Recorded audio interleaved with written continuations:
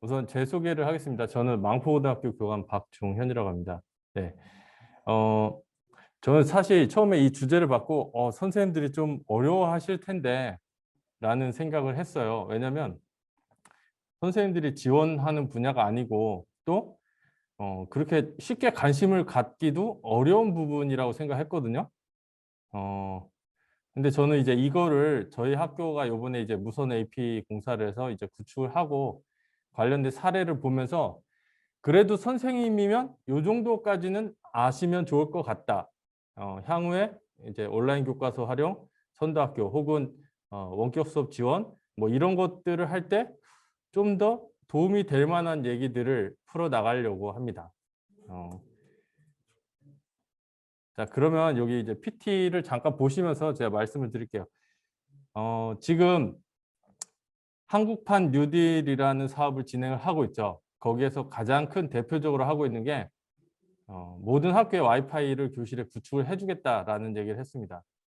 그런데 좀 이제 좀 어려운 것 중에 하나가 너무 동시에 많은 학교를 대상으로 하다 보니까 저희 학교 같은 경우는 야간에 공사를 했어요. 그러니까 7시, 8시부터 다음날 새벽 3시까지 이제 공사를 하는 그런 상황으로 했었는데 결론적으로는 학교에 무선 인프라가 굉장히 많이 구축이 됐습니다. 저희 학교 같은 경우는 현재 무선 인터넷 AP가 약 60개 정도가 설치가 됐어요. 그러니까 교실, 특별실, 운동장, 강당, 다양한 학습실에도 모두 이제 AP가 설치가 됐는데 이게 사실은 저희가 설치로 끝나는 게 아니라 설치가 된 다음에 그거를 잘 모니터링하고 교육적으로 잘 활용할 수 있어야 된다고 생각합니다. 이 모든 것들이 AP, 즉 이제 무선 와이파이가 구축이 됨으로 해서 이제 저희들 학습 환경의 변화는 이미 시작이 됐다고 보시면 될 것 같습니다. 학습 도구, 예를 들면 다양한 스마트 기기들도 들어오고 그다음에 수업 장소가 교실뿐만 아니라 야외도 또한 학습의 장소가 될 수 있고 학습 방법도 많이 변화를 하게 됐습니다. 이런 상황에서 저희가 사실 이제 그 예전에 디지털 교과서, 소프트웨어 교육 여러 가지를 했을 때도 이런 그 네트워크나 혹은 무선 인프라를 어떤 식으로 구축을 하는 게 좋을까 해서 환경을 세 가지로 나눠서 보통 많이 생각을 했습니다. 첫 번째가 교사 혼자 디바이스 환경일 때, 그리고 교사 말고 이제 학생들이 모둠으로 디바이스를 구성했을 때, 그리고 마지막으로 학생이 1인 1 디바이스를 가지고 있을 때 이 세 가지 경우를 보고서 이제 얘기를 풀어가도록 하겠습니다. 지금 아마 아직 무선 와이파이가 설치가 안 된 학교는 대부분 교사 1 디바이스 환경이 가장 많습니다. 이 교사 1 디바이스 환경 같은 경우는 장점도 많지만 단점도 있죠. 예. 장점은 우선 첫째로 교실 환경을 구축하는데 별도의 비용이 들어갈 게 없죠. 교사 중심으로 자료를 활용하기 때문에 굉장히 편해요. 그리고 노트북 가져와서 뭐 이렇게 뭐 디서브라든지 HDMI라든지 이런 케이블 연결해서 디스플레이를 해줄 수 있고 그리고 교실에 있는 칠판이나 TV 혹은 빔 프로젝터 이런 걸 이용해서 수업이 진행되는 환경입니다. 가장 보편적인 활용 환경인데 저희가 온라인 교과서를 하다 보면 가장 일반적으로 활용할 수 있는 그 환경이라고 생각을 하시면 될 것 같습니다. 그 다음이 이제 모둠인데 주로 이제 실험, 실습, 토의, 토론 같은 이제 모형에 적용돼서 학습을 할 수 있는 환경입니다. 주로 이제 뭐 그 특수학급, 특별교실, 교과교실 이런 곳이나 혹은 아이들 이제 예체능 활동 같은 경우 모둠을 활용할 수밖에 없는 상황일 때는 이 환경을 가지고서 사용을 하고자 합니다. 보통 이거는 1인 그 교사 1인 디바이스와 마찬가지로 모둠별로 디바이스가 하나만 있으면 됩니다. 학생들이 스스로 정보를 만들고 협업하고 의사소통할 수 있는 그런 활동을 중심으로 하고요. 앞에 하고 마찬가지로 대부분 이제 무선 AP나 무선 미러링 장치가 여기서부터는 필수가 됩니다. 나중에 이제 미러링 부분은 조금 더 뒤에 한번 살펴보도록 하겠습니다. 그 다음에 학생 1인 1 디바이스. 지금 이제 사실은 이게 결국 목적이죠. 나중에 바라봐야 될 지향점이기도 합니다. 학생들이 스스로 개인 디바이스를 가지고 다니면서 수업 시간에 정보를 검색하고 생산하고 공유하는 이런 다양한 협업 활동을 한다는 건데요. 이게 가장 구축이 되려면 결국에는 교실 환경 자체에서 인터넷을 자유롭게 쓸 수 있는 환경이 돼야 됩니다. 즉 무선 AP가 구축이 돼야 된다는 걸 전제로 삼고 있습니다. 1인 1 디바이스, 그 경기도 같은 경우는 1인 1 디바이스를 활용하는 학교들이 있어요. 대표적으로 모 학교는 아예 학교를 입학할 때 본인이 디바이스를 사가지고 들어옵니다. 그래서 졸업할 때까지 그 디바이스를 쓰는 거죠. 굉장히 좋은 점은 학교에 별도의 컴퓨터실 같은 곳이 없습니다. 예. 왜냐하면 개인들이 와서 자기의 디바이스를 가지고서 활용을 하기 때문에 큰 어려움 없이 진행을 하죠. 그 밑에 이제 그 BYOD라고 해서 이제 미국에서 단말기가 너무 없어가지고 단말기를 어떻게 보급을 할까 하다가 고민한 것 중에 하나가 학생들이 본인이 가장 잘 사용하는 단말기를 학교에 가져와서 이제 사용하자.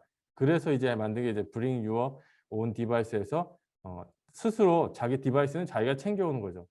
학교에서 제공해 주는 거는 그 디바이스를 충전하는 거나 기본적으로 이제 그 관리해 주는 정도만 이제 지원을 하게 됐습니다. 뭐 이 BYOD 같은 경우 장단점이 있는데 지금 현재는 저희 공교육 체제에서 봤을 때는 디바이스를 통일시키는 게 훨씬 편하다는 체제로 가는 거는 맞는 것 같더라고요.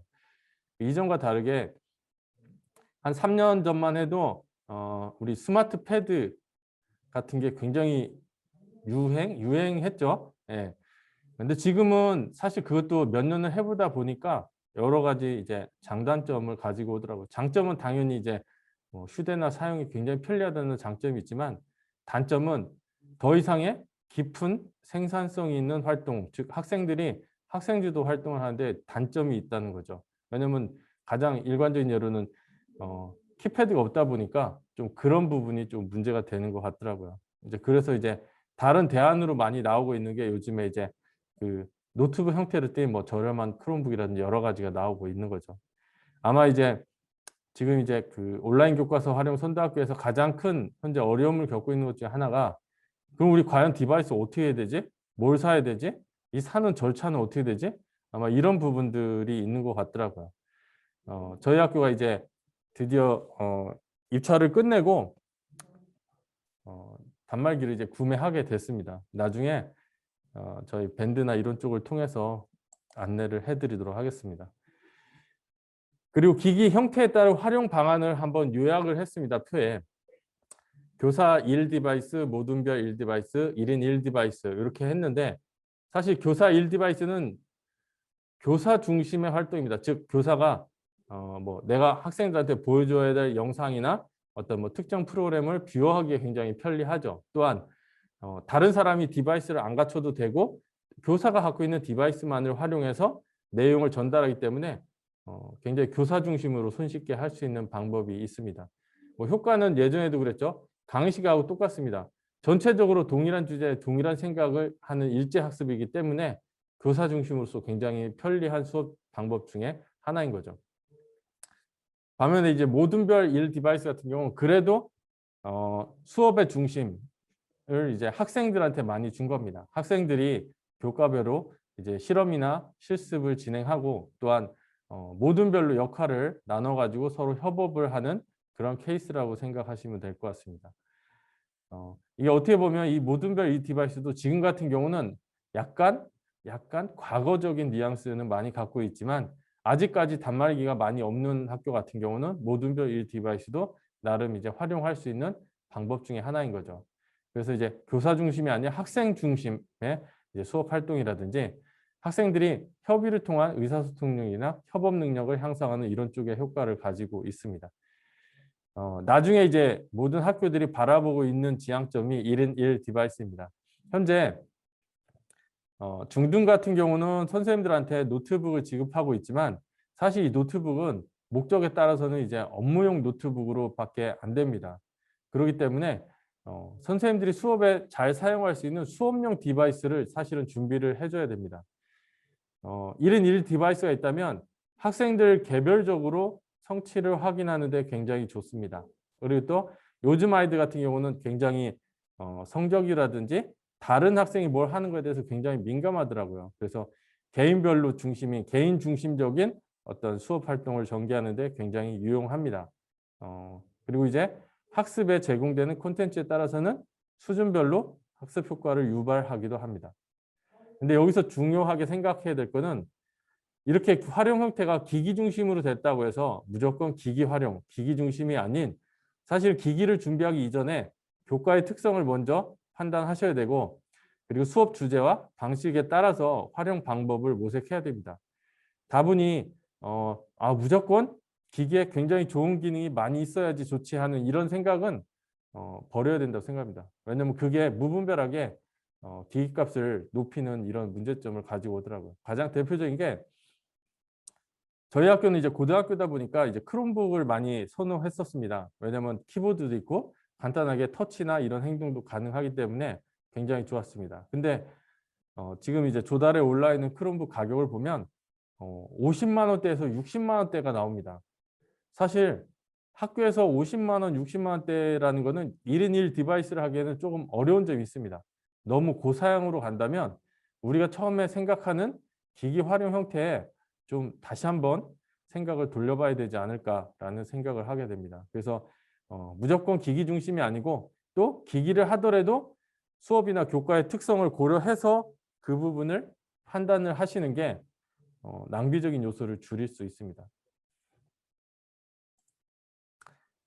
저희가 이제 그 교실에서 과연 그러면 저희 분과가 사실은 네트워크나 서버 이쪽인데 이따 좀 뒤에 가면 네트워크나 서버가 나오고 기본적인 이제 하드웨어 체계 같은 것들이 좀 많이 나옵니다. 아마 중간중간에 좀 생소한 키워드 같은 경우는 따로 정리를 해서 한 번씩 보여드리도록 할 예정입니다. 지금 여기 있는 그 1번부터 6번까지 총 6가지가 있어요. 이 중에서 사실 교실 환경에서 다 필요하거나 혹은 선별적으로 필요하다는 것들이 있습니다. 대표적으로 이제 뭐 책걸상은 있는데 이제 앞으로 미래는 우리 기존의 책걸상 가지고는 안 되는 거죠. 예. 사실은 이제 앞을 보면서 이런 책걸상을 준비가 돼야 된다고 생각이 되고요.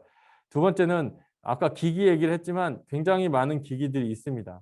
그리고 여기서 조심해야 될 것 중에 하나가 참고로 이제 저는 뭐 다른 거 대충 이제 알고 있지만 저희 학교 예를 들면 이제 크롬북이라는 것도 생각을 했습니다. 근데 지금 아까 말씀드렸죠. 크롬북 가격이 50에서 60, 70 심지어는 픽셀북 같은 경우는 뭐 120 이상 되는 금액입니다. 벌써 이렇게 되면 왜 우리가 이런 기기를 써야 되지? 이런 의구심을 갖게 돼요. 왜냐하면 기존의 노트북도 사실 60만 원대 되면 기본적으로 학교에서 활용하는데 문제가 없는 정도가 있습니다. 다만 뭐 더 싼 것도 있죠. 그렇지만 크롬북은 미국에서 출시됐을 때 모토가 뭐였냐면 299달러를 넘지 말자는 거였어요. 근데 벌써 299달러면 대략 우리나라 돈으로 대략 32, 3만 원 정도 되는 거죠. 그래서 저는 크롬북 가격이 높아지면 학교에서 활용 가치는 생각보다 높지 않을 거라고 판단하고요. 마찬가지예요. 스마트 패드, 아이패드 전부 가격이 노트북에 버금가는 가격이 나온다면 굳이 학교 현장에서 활용하는데 좀 어려운 부분이 있지 않을까라는 생각이 듭니다. 이런 게 갖추어지면 사실 보관도 해야 되고 충전도 해야 되고 때에 따라서는 이동도 해야 됩니다. 이게 이제 아마 다른 학교들이 가지고 있는 딜레마 중에 하나일 거예요. 보관 충전을 한 곳에만 해놓으면 거기에 가서 모든 수업을 해야 되느냐? 아니다. 여기서 빼가지고 나와서 그 이동식 카트든 뭐에 실어가지고 해당되는 교실에 가서 뭔가 수업이 이루어져야 되는 그런 방식인 거죠. 그러니까 이 가장 기본 구성을 어떻게 활용을 해야 될지는 지금 이제 나와 있는 이제 선도학교의 어떤 숙제라고 보면 될 것 같아요. 일률적으로 옆 학교에서 단말기 뭐 사고 충전함 뭐 사고 AP 뭐 달고 해서 했기 때문에 우리 학교도 이렇게 해야 된다. 이런 거는 아니라고 생각합니다. 무선 AP도 저번에 누가 이제 질문을 하시더라고요. 무선 공유기 우리 공유기 달면 안 돼? 꼭 AP여야 돼? 나중에 뒤에서 한 번 더 이거에 대해서 분류를 한번 해드리도록 하겠습니다. 디스플레이 장치는 이제 TV, 프로젝터, 전자칠판, 뭐 기타 여러 가지가 있죠. 편한 방식의 교과 특성에 따라서 쓰시면 돼요. 저희 학교는 특정 교과는 프로젝터를 선호하시고 특정 교과는 아예 TV를 선호하더라고요. 이것도 교과의 특성이 반영된 거죠. 자, 그다음에 미러링 장치는 유선과 무선이 있어요. 지금 유선은 저희 선생님들이 이제 노트북 연결할 때 주로 뭐 쓰냐면 HDMI 케이블 또는 D서브 VJ 단자를 쓰죠. 이 두 가지. 이게 바로 이제 유선 미러링이에요. 똑같이. 근데 사실 저희가 스마트 패드나 크롬북이나 아이패드나 이런 걸 놓고 여기에다 선을 연결해서 하는 거는 벌써 어떻게 보면 시대적인 어떤 과거의 습관 같더라고요. 그래서 이런 것들 스마트 패드류로 갔을 때마다 무선 미러링 장치를 쓰죠. 요거 이제 뒤에 얘기를 하도록 하겠습니다. 어찌됐든 이런 것들로 가지고서 이제 기본적인 활용 구성이 된다는 걸 먼저 인식을 하고서 넘어가겠습니다. 자, 저희가 이제 구축을 하다 보니까 일반 교실, 교과 교실 혹은 특별실, 그다음에 운동장이나 체육관 이런 데더라고요. 지금 아마 와이파이 혹은 뭐 다른 것들을 막 설치를 하면서 뭐 장점은 아까 이제 얘기를 했으니까 얘기를 안 할게요. 단점만 우선적으로 한번 살펴보세요. 일반 교실에서 하다 보면 모든 교실에 기기를 딱 세팅을 못 합니다. 그렇기 때문에 이동을 해야 돼요. 이동을 하는데 이제 어려운 부분이 있죠. 자, 두 번째, 일반 교실을 또 쓰다 보니까 기기를 이동했으면 교사들이 기기를 활용할 수 있는 능력을 갖고 있어야 돼요. 그리고 이런 방식으로 구축을 하려면 기자재 예산이 생각보다 많이 필요하겠죠. 예, 일반 교실을 하려면 뭐 기본적으로 일반 교실에 해야 될 거, 공용으로 써야 될 단말기들 이런 것들이 쭉쭉쭉 준비가 돼야 돼요. 그다음에 이 고려사항이 기자재는 그러면 어떻게 방식으로 대여를 할 건지 이런 질문을 하시더라고요. 그다음에 어떻게 이동하고 관리는 어떻게 할 건지 이렇게 얘기했는데 저희는 이제 고등학교다 보니까 너무 이거를 좀 조이지 말자라는 생각을 했어요. 지금 뭐냐면 학생들을 믿고 그러니까 저희가 이제 크롬북을 택하게 된 이유가 뭐냐면 일반적으로 안드로이드 패드, 아이패드 이런 거는 막 쓰다 보면 처음 상태로 초기화하기가 생각보다 불편합니다. 근데 크롬북 같은 경우는 이거를 자체로 아예 포맷을 해서 새로 깨끗하게 하는 이제 파워워시 같은 경우 한 20초 걸려요. 그러니까 이제 학생들한테 야, 우리 학생들이 막 쓰는 거에 대해서 타치를 하지 말자. 다만 이제 올바르게 쓰는 거는 상관없지만 뭐 나머지 부분에 대해서는 그런 문제가 있을 때 크롬북을 초기 상태로 복구하자. 20초밖에 안 걸리니까. 그래서 이제 이 관리라는 거, 프로그램 관리나 뭐 이런 것들을 조금 선생님들한테 편리하게 해드리려고 하는 목적을 가지고 있어요. 그다음에 특별시 같은데 특별시 때는 기존하고 틀리게 교과에 특화된 수업에 필요한 기자재가 좀 있어야 되지 않을까라는 생각을 했어요. 대표적으로 저희는 이제 뭐도 생각하고 있었냐면 이제 보통은 크롬북이나 안드로이드 패드 같은 경우 뭐 구글 크롬캐스트 같은 거를 써서 하죠. 근데 저희는 이제 아마 시중에서 들어보셨을 수도 있어요. 미박스라는 셋탑을 활용하려고 그랬어요. 가격 차이가 두 개 가격 차이가 1, 2만 원밖에 차이가 안 나요. 크롬캐스트가 대략 한 4, 5만 원 정도 하고 미박스가 한 6, 7만 원 정도 해요. 저희가 왜 미박스를 좀 공유를 했냐면 사용자들이 편하게 그러니까 선생님들이 미러링을 혹은 발표하는 학생들이 손쉽게 미러링을 하기 쉽게 하려고 이런 기기를 도입을 하려고 하고 있어요. 그리고 경우에 따라서는 이 미박스가 셋탑이기 때문에 셋탑 내에서 별도 앱을 깔아놓고서 그 앱을 활용해서 혹은 그 안에 있는 다양한 이제 뭐 다큐멘터리라든지 다른 영상적인 자료를 또 활용할 수 있기 때문에 저희는 이제 교과에서 원하면 교과 특화를 위한 기자재로 지원을 해줘야 되겠다 이런 생각을 좀 했습니다. 그리고 이제 특별실을 했을 때 단점은 뭐냐면 예를 들면 과학실에다가 과학 선생님이 한 4분 혹은 8분 되는데 이분들이 쓰는 기자재를 하나 딱 놨는데 이게 사용자에 따라서 쓰는 사람에 따라 호불호가 갈려요. 그렇게 되면 결국은 일부 교사 중심으로 활용되는 이런 일이 발생하는 거죠. 근데 일반 교실은 저는 그렇게 생각해요. 일반 교실은 보편적으로 모든 선생님이 쓸 수 있는 것들을 기반으로 하고 특별실은 교과 특성에 맞는 실을 구성해 주는 게 가장 온라인 교과서 활용하는데 제일 맞지 않을까라는 생각을 하는 거죠. 그리고 이제 운동장이나 체육관 같은 경우는 5개용 AP가 있어야 돼요. 일반 AP를 놓는 게 아니라 5개용 AP를 설치하는데 이 5개용 AP는 뭐 눈이 오던 비가 오던 뭐 기온이 내려가던 올라가던 전혀 영향을 받지 않는 이제 AP입니다. 제가 오늘 알아보니까 크기가 별로 크지 않더라고요. 가로 30, 세로 40 정도 되더라고요. 사이즈가 센치.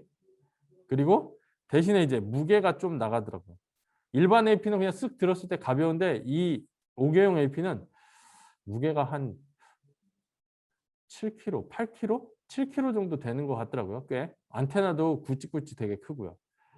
그리고 이제 운동장에서는 아무래도 이제 체육교과에 활용하는 게 좋을 것 같다는 생각도 들고요. 저희는 또 어디에 설치했냐면 야외 수업을 할 수 있게 야외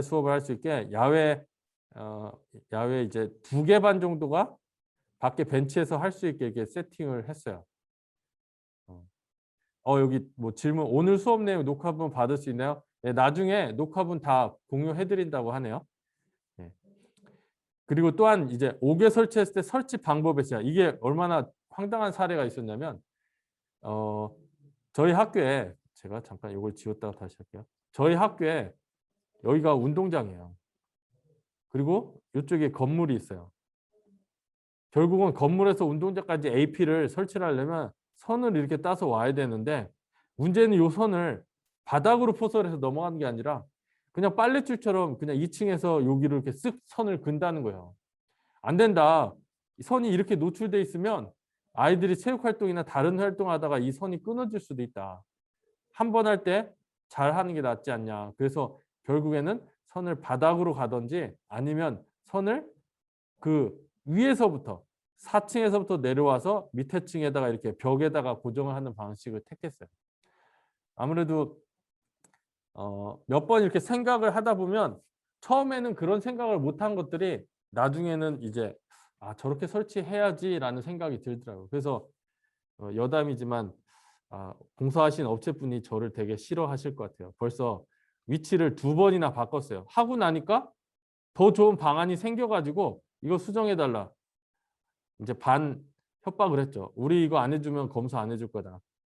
이렇게 했습니다. 근데 잘못된 거죠. 처음부터 마지막에 원하는 정답이 딱 생기면 다행인데 그렇지 않았기 때문에 저희는 이제 좀 약간의 시행착오를 했습니다. 그래서 저희 학교에 나중에 이제 구축하고 관련돼서 했던 것들을 같이 이제 얘기를 하면 조금 더 도움을 드릴 수 있을 것 같더라고요.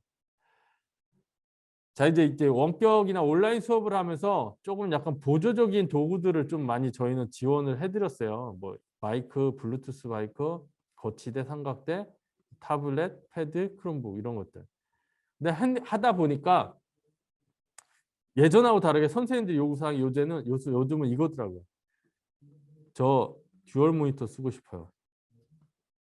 이 얘기를 많이 하세요. 왜? 원격 수업을 하다 보니까 한 화면에는 내 교환을 보고 싶고 다른 한 화면에는 학생들의 모습을 보고 싶어요. 이거 아마 모든 선생님이 대부분 생각하실 거예요. 근데 교실에서 수업하시는 분은 교환은 내 PC를 보고 학생은 뭐 프로젝터 화면이나 TV나 이런 데로 보죠. 근데 저희가 선생님들한테 1인 1 크롬북을 드렸어요. 이제 희망하는 선생님들 안에서 이렇게 드렸는데 크롬북을 활용하려고 보니까 이것도 모니터 같이 붙여 쓰고 싶은데 해서 여기 나온 것처럼 저희 이제 아이폰은 모르겠습니다. 아이패드 쪽은 스페이스 데스크라고 있어요. 여기 있는 스페이스 데스크 .net에 가서 여기서 이거를 PC에다가 프로그램 하나 설치하고 앱스토어에서 요거를 검색해서 설치를 합니다. 그럼 뭐냐면 내가 갖고 있는 스마트 패드나 크롬북이나 태블릿 같은 거를 모니터로도 쓸 수 있어요. 확장 모니터로. 테스트를 해보니까 3대, 4대 다 연결이 가능해요. 화면을. 그러니까 가로로 확장해서 쫙 논다고 생각하시면 돼요. 그래서 이런 부분도 우리가 하드웨어만 주장할 게 아니라 이런 소프트웨어도 잘 이용하면 굉장히 도움을 잘 받을 수가 있다라는 거를 생각을 하게 되더라고요. 그래서 뭐 이거는 그냥 좀 넘어갈게요. 저희 이런 것들 선생님들 사드렸어요. 이제 필요한 것들을 했는데 온라인 수업 콘텐츠를 제작하실 때 이 콘텐츠를 제작하실 때도 결국에는 이 콘텐츠에 뭐 예를 들면 멀티미디어 요소가 다 들어가죠. 그러면 요거를 할 때 좀 도움이 되는 프로그램을 혹은 소프트웨어를 혹은 하드웨어를 지원해 줬으면 좋겠다는 생각을 하는 거죠. 근데 며칠 전에 이 여기에서 이거 연수를 했죠. 예. 근데 저도 채팅창 글을 보고 놀랐어요. 와, 선생님들이 저거 따라 하시나? 좀 어려워하실 텐데. 근데 아니나 다를까 선생님들 평이 전반적으로 어렵다.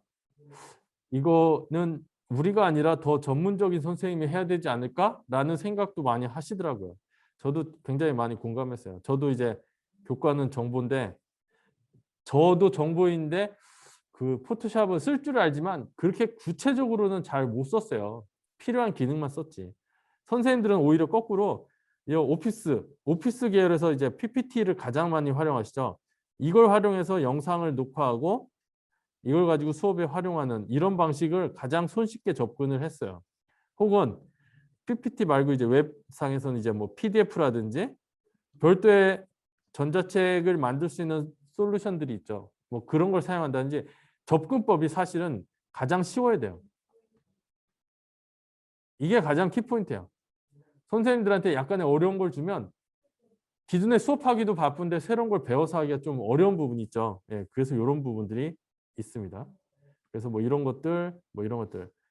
제가 이제 하면서 이제 이 부분을 제일 중요하게 생각했어요. 교사가 친숙하게 다룰 수 있는 프로그램을 가지고서 집중으로 쓰는 게 낫고, 두 번째는 자료 제작 편집에 많은 노력보다는 수업에 집중해야 된다. 저희가 어떻게 했냐면 처음에 저희 학교 이제 작년에 원격하고 막 이런 수업을 하면서 이거를 녹화를 하는데 한 20분 녹화하셨어요. 그런데 실제 아이들한테 보여주려고 편집을 2시간 하셨어요. 이건 뭔가 틀렸다는 거예요. 왜? 아니 녹화된 거를 저희는 그랬어요. 편집하지 마시고 용량이 크면 용량만 줄여가지고 그냥 업로드 하시라고. 우리가 왜냐면 수업 시간에 말을 하다가 중간에 틀리기도 하잖아요. 판서하다가 틀리기도 하고. 그러면 그냥 지우고 다시 쓰고. 이렇게 하지 한 거를 녹화된 게 마음에 안 든다고 해서 이 부분 다시 지워서 영상을 새로 짜고 어디에 짠 것들을 계속 합치고 이런 작업을 해서 2시간을 걸린다면 저는 콘텐츠 만들지 마시라고 했어요. 그냥 그럴 바에는 그냥 실시간 수업으로 해서 대놓고 그냥 얘기를 하는 게 낫죠. 그래서 뭐든지 제작이나 편집에 너무 공들이지 마시라. 그냥 있는 그대로 만들어서 보여주고 우리 본연의 수업에만 더 충실히 하자. 이게 가장 좋다고 생각했어요. 그리고 교과서 제작하는데 뭐 기자재 소프트웨어 많이 있는데 이거는 교과별로 내용을 판단하고서 결정하시라고 했어요. 왜냐하면 인근 학교는 이가 좋대. 그래? 그럼 우리 학교도 이거 사야지. 사고 보니까 이거를 쓰는 사람이 없어요. 아무리 좋은 게 가지고 와도 소용이 없어요. 본교의 선생님들이 쓰시고자 하고 잘 사용할 수 있는 것들 위주로 하시는 게 좋아요. 그래서 뭐 기자재나 뭐 할 때는 인근 학교 얘기 들은 다음에는 결정은 학교에서 하죠. 학교에서 필요성, 그다음에 확장성, 어떻게까지 할 건지를 꼭 고민을 하셔야 돼요. 뭐 학교에 쓰시는 충전함이 무엇일까요? 이렇게 뭐 댓글이 왔는데 되게 많아요. 국내에는 충전함 메이저가 3개 회사가 있어요. 여기 뒤에 제가 이제 뒤에 충전함 파트도 나오니까 그때 가서 이제 설명을 드릴게요. 자, 아까 얘기 드렸어요. 미러링은 이런 게 있어요. 근데 예전에 요 모비진이라는 소프트웨어를 많이 썼어요. 근데 들어가 보니까 이 회사도 22년 2월로 종료하겠다. 더 이상 못 하겠다. 끊더라고요. 아, 안드로이드는 이제 소프트웨어를 미러링하는 건 이제 거의 없구나라고 생각하시면 되고요.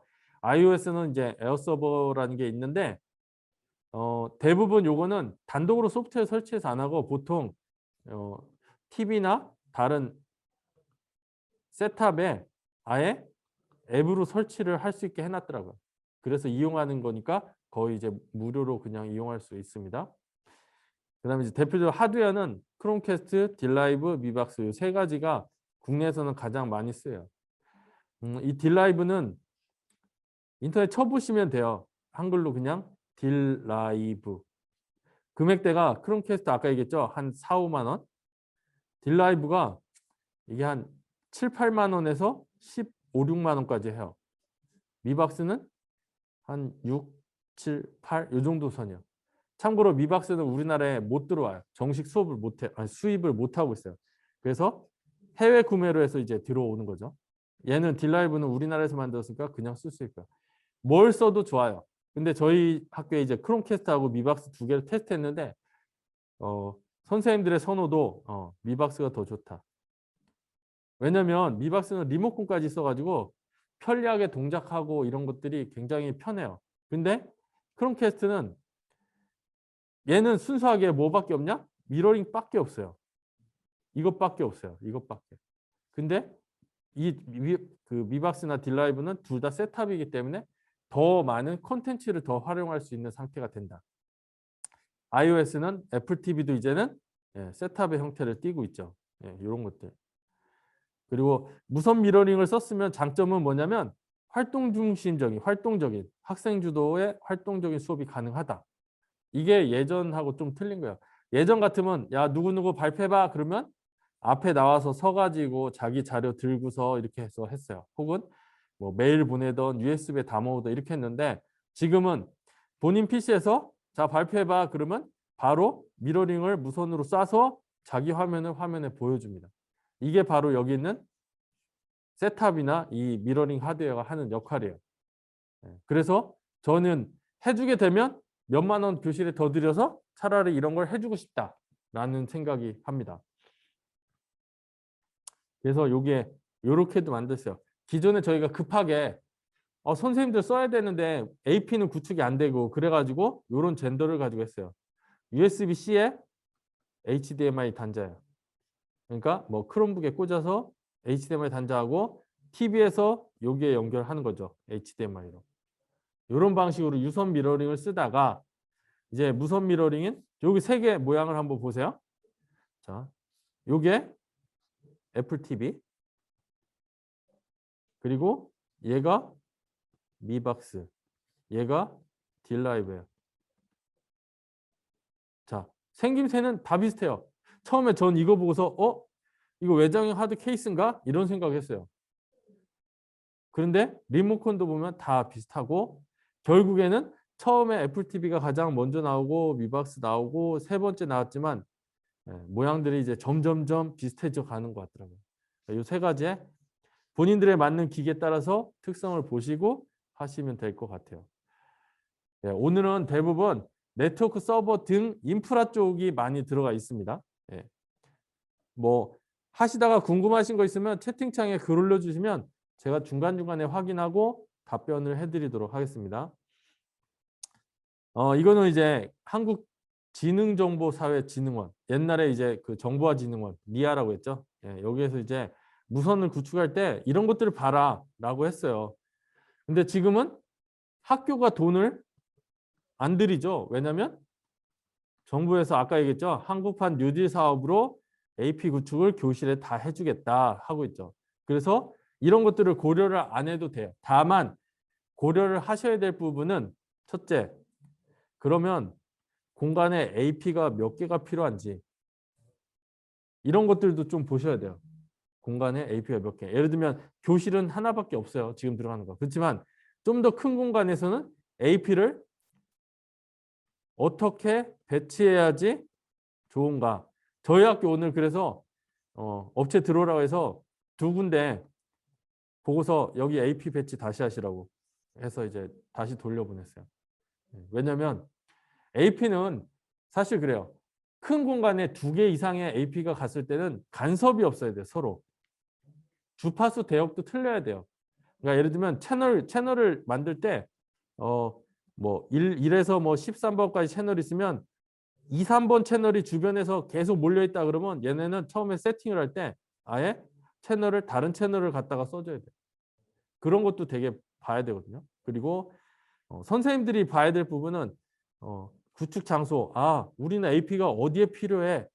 교실이야, 특별실이야, 운동장, 체육관 어디에 필요한지. 그리고 AP를 설치해주면 아, 우린 여기서 뭘 활용할 거야. 이거는 가지고 있어야 돼요. 그리고 뭐 사용자 수 이런 거는 거의 고려 안 해도 돼요. 왜냐면 일반 공공기관 같은 경우는 사용자 수가 중요하죠. AP당 예를 들면 여기는 40대까지 못 물리는데 어디는 한 번에 들어올 때마다 사람들이 100명씩 와.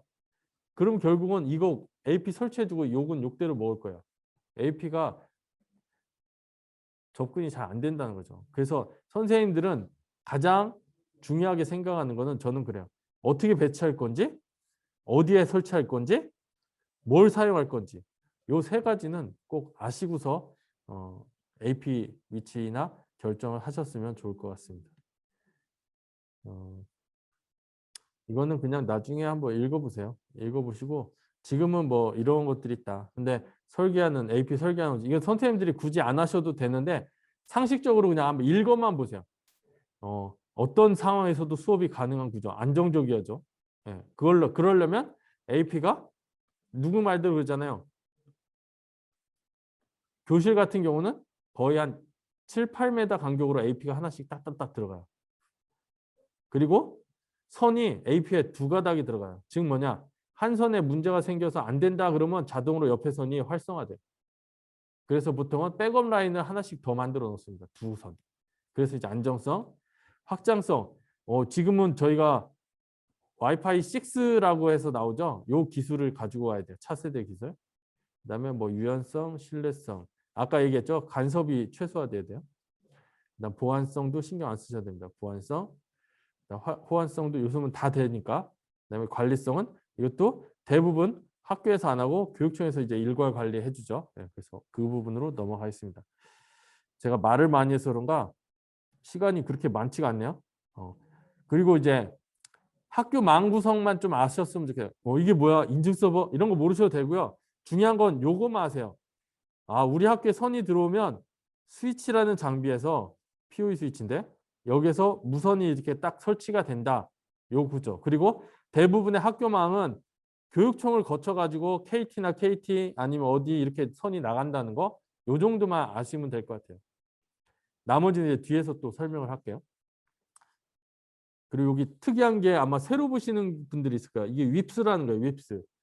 우리가 AP를 설치해서 인터넷이 되게 하지만 윕스를 설치해서 우리가 허락하지 않은 AP가 전부 활성화되는 걸 다 막아버리는 기능이에요. 예를 들면 여기에 굉장히 중요한 시험 문제가 있어요. 이 주변은 인터넷이 되면 안 돼. 무선이 되면 안 돼. 그럴 때는 여기다 윕스를 딱 설치해요.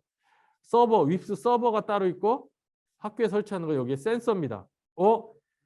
우리가 스마트폰이나 이런 데서 와이파이 버튼 누르면 쭉 리스트 나오죠? 이 윕스가 여기 뜨는 리스트들을 다 죽이는 거예요. 와이파이를 안 되게. 그게 이제 윕스의 역할입니다. 불법 침입으로 무선을 쓰지 못하게 차단하는 게 윕스라고 생각하면 돼요. 이것만 그냥 하고 넘어갈게요. 그리고 학교에는 다 이제 잊어먹으시고 학교에는 업무망, 학생망, 무선망, 그 다음에 이제 서버들이 쓰는 DMZ라고 있어요. 외부 공인 IP 쓰는 공인망. 이렇게 있어요. 근데 선생님들 PC는 요 업무망에다가 다 물린다고 생각하시면 돼요. 업무망에. 그래서 나이스가 되는 거죠. 예. 학생 실습실, 교실 이런 거는 전부 이제 학생망이라고 생각하면 돼요. 얘는 나이스 안 되죠. 예. 무선망. 지금 설치하고 있는 무선망은 여기 나온 선에서 따서 무선을 확장하시면 됩니다. 이게 가장 기본적인 베이스라고 생각하시면 돼요. 이건 그냥 넘어가시고요. 이게 아마 다른 시도도 마찬가지일 것 같은데요. 저희 경기도도 성면이 없으면 이렇게 천정 가운데다 이렇게 설치를 하는데 성면이 있으면 이 벽 한쪽에다가 이제 뭐랄까 정식이 아니라 임시로 이렇게 세팅을 해놔요. 그래서 나중에 성명구사 할 때 이걸 떼어내고 성명구사 끝나면 다시 이제 가운데로 이렇게 배치를 한다는 겁니다. 여기 뭐 POE, UTP 뭐 이런 용어는 뒤에서 한번 설명을 하겠습니다. 무선 AP는 이런 것들이 있는데 요거만 차이점을 볼게요. 이 공유기하고 무선 AP. 뭐 공유기라고 해서 이제 무조건 싸진 않습니다. 요즘은 가격이 비싼 공유기도 있어요. 또 성능도 무선 AP 못지않은 것들이 있어요. 차이점은 일반적으로 이렇게 생각하시면 돼요. 그냥 소규모 그룹에서 쓸 거냐? 그러면 유무선 공유기를 써요. 일반적으로 보통 이제 한 5명에서 7명 선. 그다음에 무선 AP는 기관이나 학교나 이런 데서 기본적으로 동시 접속을 30명 이상으로 하는 거는 전부 이제 무선 AP를 쓴다고 생각하시면 돼요. 그리고 뭐 특이한 고급 기능이 있고 성능이 좋다 이런 거는 그냥 나오고 또 하나는 차이가 뭐냐면 유무선 공유는 일반적으로 220V 전원을 써가지고 전기를 공급하지만 무선 AP는 대부분 우리 인터넷 선 있죠. 보통 이제 우리가 UTP 라인 하는데 UTP 라인으로 전원을 공급합니다. 이게 가장 큰 차이점이라고 생각하시면 돼요. 회사는 뭐 시스코, 아루바, 넥디어, 디링크, 삼성, 다브링, 골레디오 이런 것들이 있고 이 AP들을 관리해주는 컨트롤러가 있고 이 컨트롤러를 보면서 누군가 AP가 죽었다 하는 거를 통합으로 관제를 해줍니다. 그러니까 구조가 이런 거죠. 교육청 기관에서 이 관제를 하면서 학교에 AP가 죽었나 안 죽었나를 봐요. 보고 죽었으면 여기에서 유지보수 업체가 그냥 가서 이렇게 AS를 한다는 이런 개념이라고 생각하시면 될 것 같습니다. 요거는 중요한데요. 요 스마트폰에서 와이파이 어널라이저라는 앱이 있어요. 요 앱을 설치하시면 현재 이제 AP들이 나오는 채널이나 신호 세기가 쫙 나와요. 이렇게 빨간색으로 이렇게 쫙 크게 나오면 신호가 되게 강하고 주변에 이렇게 겹쳐 있으면 이게 바로 소위 말하는 간섭이 생기는 거예요. 이런 곳을 피해서 AP의 채널을 설정해주면 혼선이라고 하죠. 그런 것들, 그 다음에 간섭이라는 것을 최소화할 수 있습니다. 참고로 요 뒤에 쪽 11번에서 13번 채널을 쓰면 훨씬 더 간섭이 덜 하더라고요. 아까 이제 충전함 얘기하셨는데 사실은 옛날에는 충전만 했어요. 근데 요즘은 살균도 하고 동기화도 하고 그래요. 그거에 따라서 가격 차이가 되게 비싸요. 금액대가 싼 거는 몇십만 원에서 비싸면 몇백만 원까지. 똑같은 거죠. 우리 세탁기 그냥 세탁만 잘 되면 한 30만 원? 근데 다양한 기능 뭐 건조에 뭐에 막 들어가면 100만 원대 넘고 200만 원대 넘고 막 이러죠. 그렇기 때문에 목적에 맞춰서 꼭 사세요. 목적. 그냥 무조건 좋은 게 좋은가요? 써놓고 별로 안 쓰는 게 어디죠? 지금 이게 모양들이 기존에 들어와 있던 것들이에요. 뭐 이렇게 뭐 이게 앱코 이게 스마트원, 스마트 액세스 이 하나를 제가 이름을 모르겠어요. 브랜드는 여러 군데 있어요. 그러니까 학교에 사실 참 이 말을 전달하면 교육청이 알지는 모르겠는데 학교 선생님에 있을 때 애로점이 하나 있어요. 뭐냐면 우리가 뭘 사고 싶은데 상담을 할 곳이 업체밖에 없어요. 문제가 뭐냐면 나는 좀 더 다양한 거를 좀 보고서 우리 입맛에 맞는 걸 고르고 싶은데 업체랑 상담하면 업체는 이게 좋습니다 하고 자기네가 유통하는 제품을 추천을 해줘요. 일반적인 경우야 이게. 근데 그게 아니라 우리는 A라는 거, B라는 거, C라는 거, D라는 거 4개를 한번 보고 싶어. 그러면 어디를 가서 볼 수 있는 데가 없어요. 그래서 나중에는 교육청이 이런 것들 학교에서 필요한 것들 우리가 말하면 G2B 조달 장터 있고 S2B 학교 장터 있는데 이거 다 그림만 보지 실물을 못 보니까 어려운 거예요. 그래서 뭐 1,000만 원 이하 살 때는 별 문제 안 되는데 그래도 학교가 몇 천을 투자하면 그래도 뭔가 샘플이나 제품을 보고서 판단을 할 수 있는 거를 좀 누군가 지원을 했으면 좋겠다라는 생각을 했습니다. 그리고 이제 이런 데는 보관이지 이거 무게가 몇십 킬로예요. 여기다가 단말기 집어넣어가지고 바퀴 있다고 해서 막 밀고 교실 이동한다? 힘들어서 못해요. 다이어트가 저절로 되죠. 못하고 그래 생각한 게 모둠 단위로 할 때는 뭐 이런 거 10개 정도는 이렇게 어깨에 매는 가방 같은 걸로 들고 갈 수 있고 30개 정도 이동할 때는 이게 외건이죠. 이런 외건 카트를 이용하면 괜찮겠다는 생각을 했어요. 이거 외건 카트 이거 10대 넣는 건데 이것도 한 7만 원 정도 했고요. 외건 카트 30대 넣는 게 뭐 싼 거는 한 10만 원 초반, 한 15만 원 정도 했던 것 같아요. 그러니까 용도별로 봐서 학교에서 다양한 거를 하면 좋겠다라는 생각을 했습니다. 관리를 하다 보니까 또 단말기는 그럼 어떻게 관리하지? MDM이라는 게 있고 크롬북 같은 경우는 요게 있어요. MDM은 안드로이드 단말만 되는데 문제는 별도의 라이센스 비용을 써야 돼요. 대당 부가세 포함해서 11,000원인가 그럴 거예요. 그리고 크롬북 같은 경우 CU라고 해서 별도의 개별 라이센스를 사면 기기 관리나 앱 제어를 해주는데 이거는 4만 원인가 그렇거든요. 근데 저희가 크롬북을 그렇게 지금 현재 크롬북 110대 있고 요번에 160대 와서 총 저희가 270대가 돼요. 그런데 이런 거 안 샀어요. 왜? 이게 너무 아까운 거예요. 160대를 4만 원씩 곱하면 640만 원인 거예요. 와, 640만 원이면 차라리 크롬북을 여러 대 더 사서 애들이 그냥 부서뜨리면 그거 그냥 교체해 주는 게 낫겠다. 제 개인적인 생각입니다. 그래서 그리고 얘는 대처를 할 수 있는 게 어쨌든 우리 구글 클래스룸, 구글 워크스페이스가 있잖아요. 걔는 무료잖아요.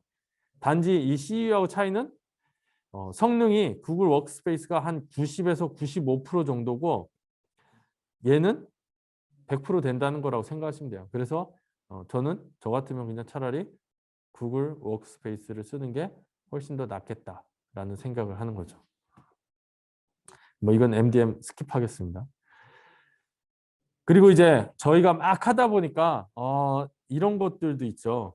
이게 저희가 이제 테스트로 했던 거예요. 이거 혹시 펜이 뭔지 아시죠? 이게 뭐 갤럭시 노트나 이런 데 펜이에요. 혹은 크롬북에 들어있는 펜들도 다 작아요. 근데 시중에 펜 홀더라고 있어요. 약 한 6,500원 정도 했어요. 6,500원 정도 펜 홀더. 이건 뭐냐면 여기 뚜껑을 딱 열면 요거를 그냥 이 안에 집어넣고 뚜껑을 잠가요. 그러면 일반 펜이 돼요.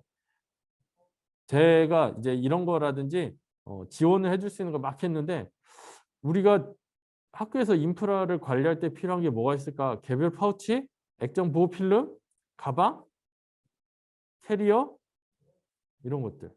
그리고 관리하는 배경은 해당 기기 정보로 세팅, 배경 화면에다가 아예 얘는 5번 이렇게 하등에 써놓던지 그러면 애들이 쓰면서도 누구는 이제 노트북 밑면에 가지고 쓰다가 맨날 노트북을 뒤집어 가지고 보는 일이 발생하는데 아이 배경화면에다가 뭐 필요한 정보를 몇 가지 넣어놓고 해놓으면 어떨까라는 생각도 했습니다. 그리고 크롬북 같은 경우는 100% 이제 구글 클래스룸, 구글 워크스페이스 계정으로 관리를 하면 좋겠다라는 거고요. 이제 뭐 크롬북 펜은 참고로 크롬북 펜은 삼성에 있는 그 노트 시리즈 펜들 있죠. 스마트폰에 있는 대부분 거하고 다 호환이 됩니다. 그렇게 쓰시면 될 것 같고요. 그리고 사실 저희가 이제 크롬북을 계속 써봤지만 제가 교육청에 있을 때 크롬북을 학교에 한 4년간을 보급을 했어요. AS가 아마 학교가 몇백 개, 거의 한 600개 이상 될 텐데 그 학교에서 액정이 깨져가지고 AS 들어온 거는 거의 없다고 보면 돼요. 손에 3개도 안 돼요. 그 몇 년 동안. 왜냐면 크롬북 자체가 보시면 아시겠지만 투박해요. AS 거리를 자꾸 안 만들려고 하는 거죠. 그리고 장점은 소프트웨어 문제가 거의 없어요. 왜? 항상 크롬OS가 자동으로 항상 상시 업데이트를 해주기 때문에 제가 들은 바로는 크롬OS가 일주일에 2번인가 자동으로 업데이트를 해준다고 하더라고요. 그렇기 때문에 저희가 뭐 윈도우 데스크탑이나 노트북 쓸 때처럼 이제 문제는 발생하지 않는다. 그런 것들. 그래서 뭐 이런 것들을 확인해서 교과에 필요한 것들을 하면 좋겠다라는 걸 했습니다. 이런 시간이 뭐 이런 거는 쭉 갈게요, 그냥. 나중에 이것도 자료도 같이 나가니까 그때 한번 보시고요. 저희는 이제 이것도 썼어요. 선생님들이 가장 큰 불만. 크롬북에서 혹시 크롬북에서 한글 프로그램 안 돌아가나요?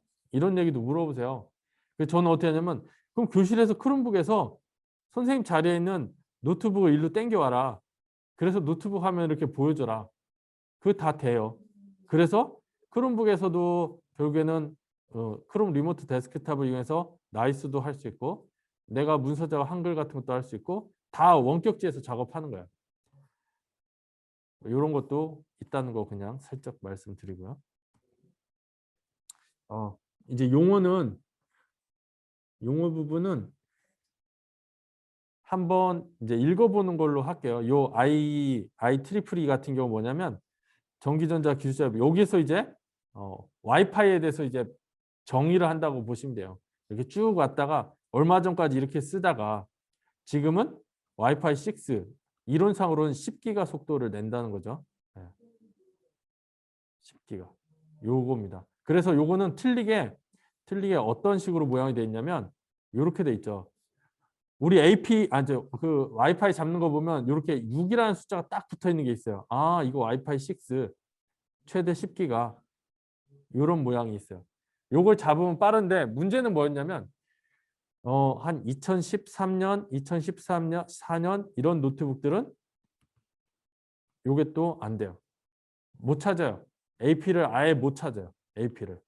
그래서 제가 이제 집에서 어떻게 트릭을 쓰냐면 AP에 이름을 뭐 2.4기가, 5기가 이렇게 만들어요. 그러면 요 두 개는 다 6로 해서 만들어 놓고 뭐 2.4라고 하나 다시 안 만들고 2라고 하나 만들어 2G 이렇게 해놓고 얘는 뭐라고 하냐면 와이파이 5 기술로 해서 만들어놔요. 그러면 얘는 호환 서비스가 필요한 기기는 얘 잡고 최신 기기들은 전부 와이파이 6로 잡는 거죠.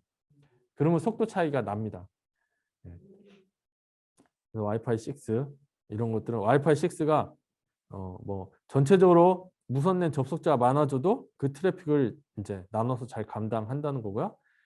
지연이 감소됐다는 거는 응답을 했으면 지연이 아니라 빠르게 응답을 한다는 얘기입니다. 그리고 배터리 효율 강화지고 이런 것들 있습니다. 그래서 우리가 또 흔하게 많이 쓰는 거, 내 와이파이가 2.4하고 5G가 있는데 이게 뭔 차이야?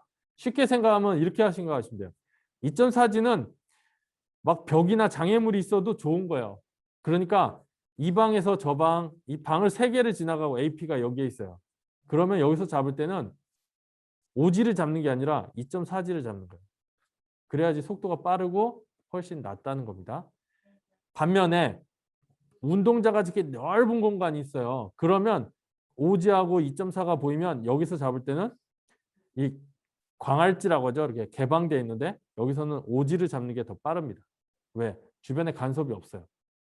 그래서 이거는 상식적으로 벽이나 장애물이 많으면 2.4 아니야 넓어 5 이렇게 생각하시면 돼요. 그리고 2.4는 여기 보면 이런 RF 방식의 어떤 기기들이 많을 때 그리고 전자레인지 이럴 때는 이 주파수 대역이 비슷해 가지고 충돌이 발생해요. 이럴 때는 2.4G를 쓰지 않는 게 좋습니다. 그리고 5G는 단점이 아까 나온 것처럼 벽이나 장애물이 있으면 통과가 안 돼요. 속도가 느려져요. 확 다운돼요. 그래서 이런 것들.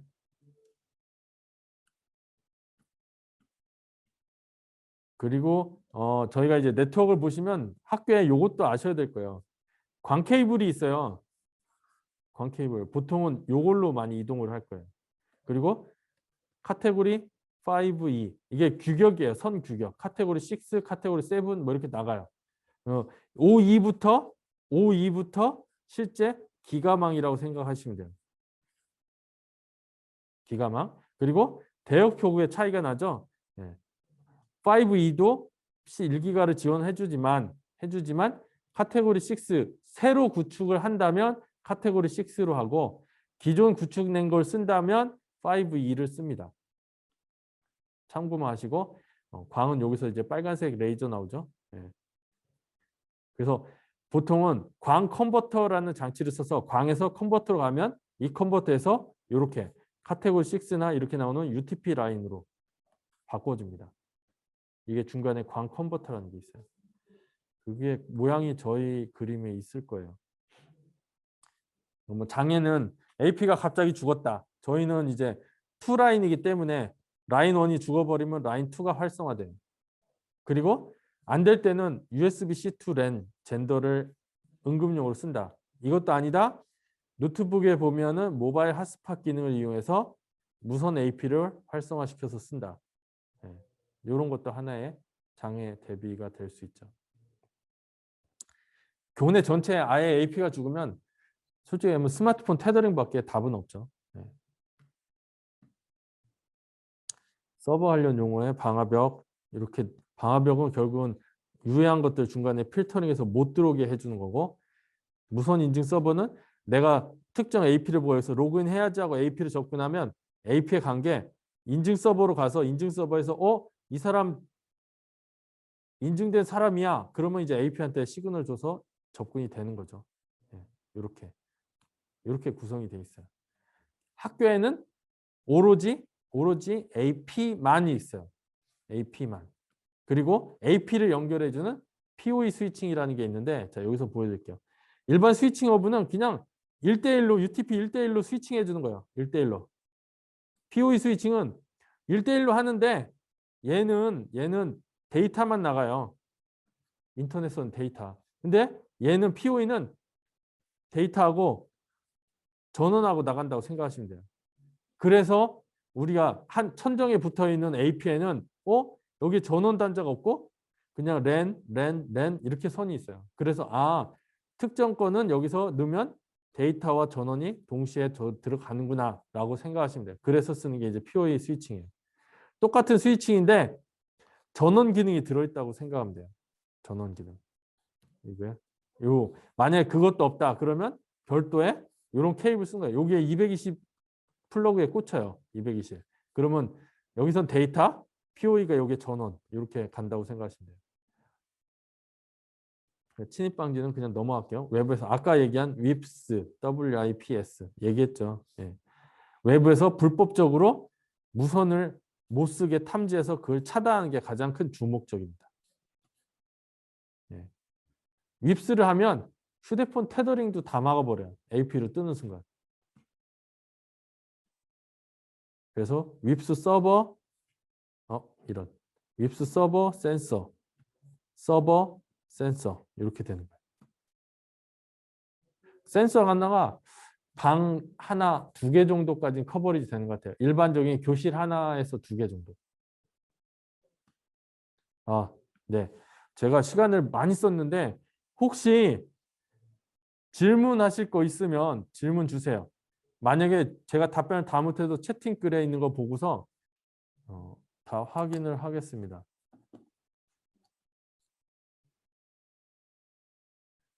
학교, 네.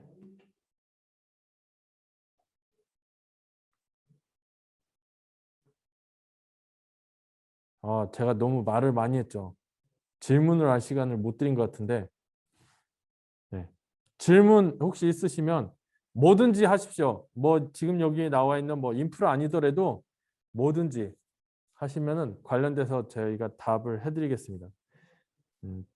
참고로 저는 교육청에 근무를 했었고요. 장학사 근무를 하면서 4년간 학교에 이제 크롬북을 보급을 했었어요. 그리고 무선 인프라 같은 것들, 이게 뭐예요? 지금 사용하시는 프레젠테이션 프로그램, 이거는, 이게 뭐냐면요. 저희가 샀어요. 한번 선생님들한테, 원격 수업할 때 콘텐츠 만드는 걸로 해서 쓰는 프로그램을 사드렸는데, 그 중에 부수적으로 있는 게 이거예요. 예를 들면, 그냥 판서 지원하는 프로그램이에요. 저희가 판서 지원하는 프로그램으로 쓰는 건데 이름은 그냥 닥줌이라고 그래요.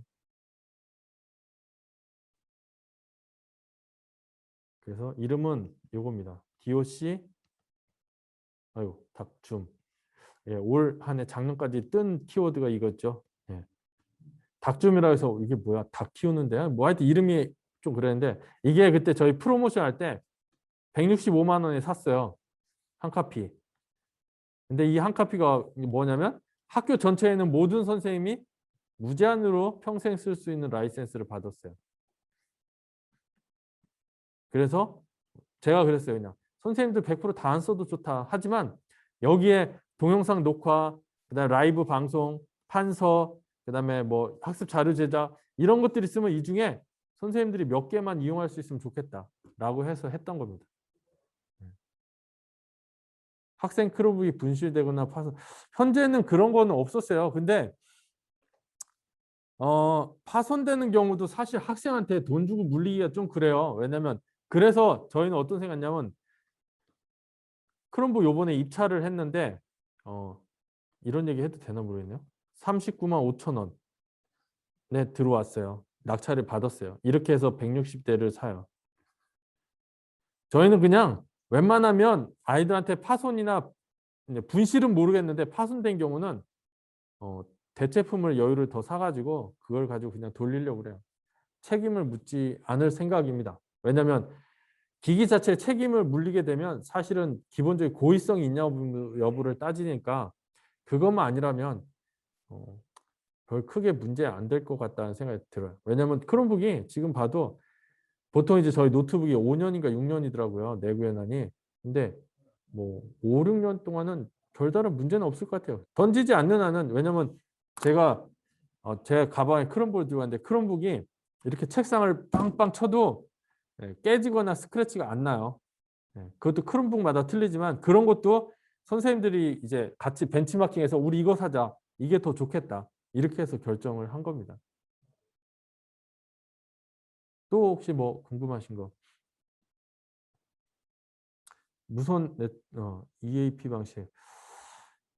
이게 EAP 방식이 무엇이라고 하기보다는 무선에는 이 보안 방식이 여러 가지가 있어요. 그래서 지금 얘기가 보여드리니까 뭐 EAP라든지 LEAP라든지 이런 보안 방식이 있고 그 방식 표준을 따라가는 AP들이 있습니다. 근데 저희 학교 거 구축된 걸 보니까 EAP 대신에 LEAP에 MSCH, MS차2 요 방식으로 이제 구축이 된 거예요. 그러니까 이거는 보안 인증 체계라고 보안 체계라고 생각하시면 될 것 같습니다.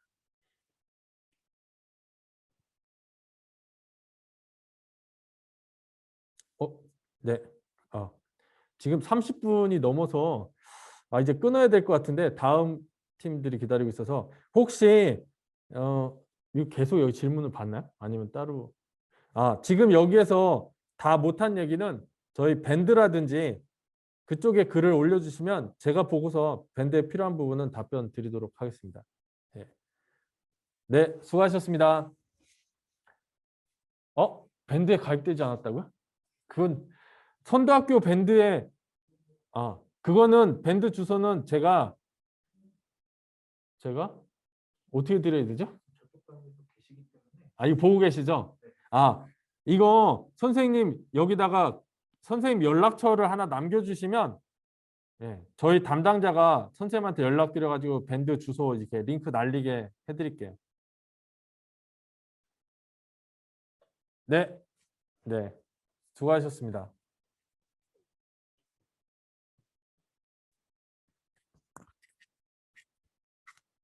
아니요, 메일 주소 말고요.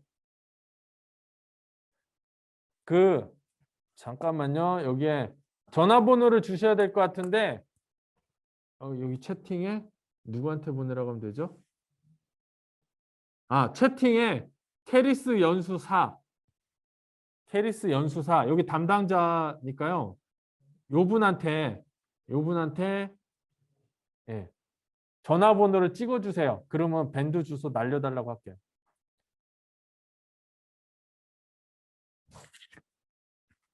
네, 지금 연락 드렸다고 하네요. 네, 네, 수고하셨습니다.